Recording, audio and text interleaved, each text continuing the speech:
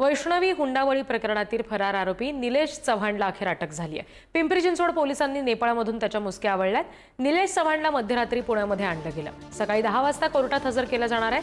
वैष्णवीच्या बाळाची हेळसांड करणाऱ्या निलेश चव्हाणला घेऊन पोलीस पिंपरी चिंचवडमध्ये पोहोचलेत।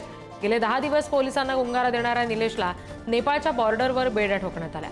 मग तिथून विमानानं त्याला पिंपरी चिंचवड पोलीस मध्यरात्री 2:30 वाजता पुणे विमानतळावर घेऊन पोहोचले आणि मग थेरगाव रुग्णालयामध्ये वैद्यकीय चाचणी पूर्ण झाली। त्यानंतर पहाटे 4 वाजता बावधन पोलिसांकडे त्याचा ताबा देण्यात आला। वैष्णवी हकवणे मृत्यू प्रकरणामध्ये अर्थात आत्महत्या प्रकरणामध्ये आता जो फरार आरोपी होता निलेश चव्हाण, ज्याच्यावर अनेक गंभीर आरोप आहेत, तो फरार होता। मात्र नेपाळ बॉर्डरवरून आता त्याला पोलिसांनी ताब्यात घेतलेला आहे।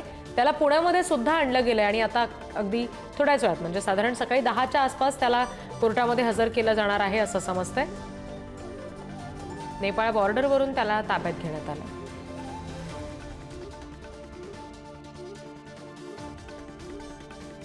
फरार असताना आरोपी निलेश चव्हाण नेमका कुठे कुठे लपला होता, आपण आता ग्राफिक्सच्या माध्यमातून जाणून घेणार आहोत सगळी ठिकाणं। पुणे, त्याचबरोबर मुंबई, कर्जत, रायगड, त्यानंतर दिल्ली असा हा निलेश चव्हाण फिरला। त्यानंतर उत्तर प्रदेशच्या गोरखपूरमध्ये, मग उत्तर प्रदेशच्या सोनोलीमध्ये, त्यानंतर नेपाळच्या भैरवामध्ये आणि मग नेपाळच्या काठमांडूमध्ये सुद्धा तो फिरला आणि तिथूनच बॉर्डरवरून त्याला पोलिसांनी ताब्यात घेतलं।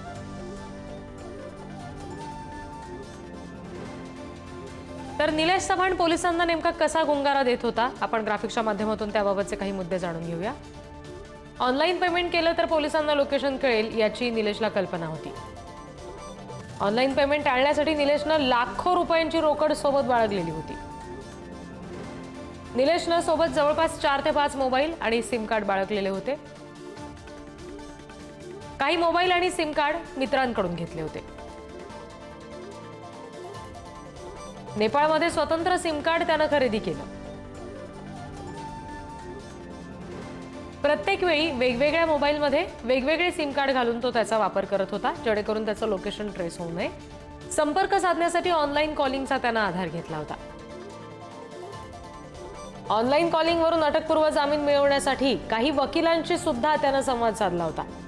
सीसीटीव्हीच्या साहाय्यानं पोलीस आपल्यापर्यंत पोहोचतील याची त्याला खात्री होती, त्यामुळे खासगी वाहनानं तो प्रवास करत होता।